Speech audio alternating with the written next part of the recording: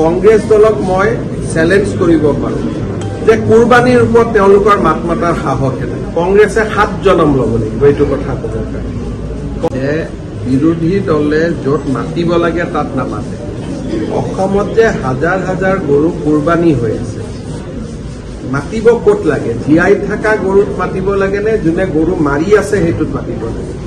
কংগ্ৰেছ দলক মই চেলেঞ্জ কৰিব পাৰোঁ যে কুৰবানীৰ ওপৰত তেওঁলোকৰ মাত মাতাৰ সাহস নাই।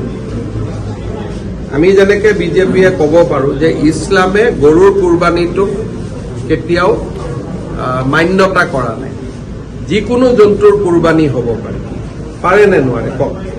এতিয়া বিজেপিৰ সাহস আছে যে ৰাইজক অনুৰোধ কৰিব যে ৰাইজ অহাবাৰ গৰুৰ কুৰবানী নকৰিব, ছাগলীৰ কুৰবানী কৰক।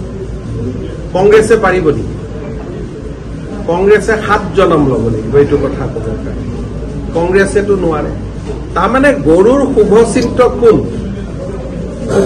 আজিলৈকে কেতিয়াবা এই যে দোকানে পোহৰে নামঘৰ মন্দিৰৰ সন্মুখত গৰু বিক্ৰী হৈ থাকে, কংগ্ৰেছে ক'ৰবাত প্ৰতিবাদ কৰা দেখিছে নেকি?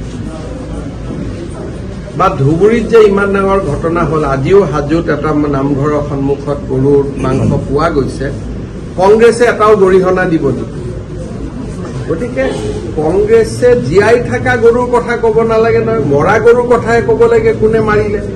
গতিকে কংগ্ৰেছ পাৰ্টিটোৱে উল্টা, য'ত বাজিব লাগে তাত নাবাজে, য'ত বাজিব নালাগে তাত বাজে।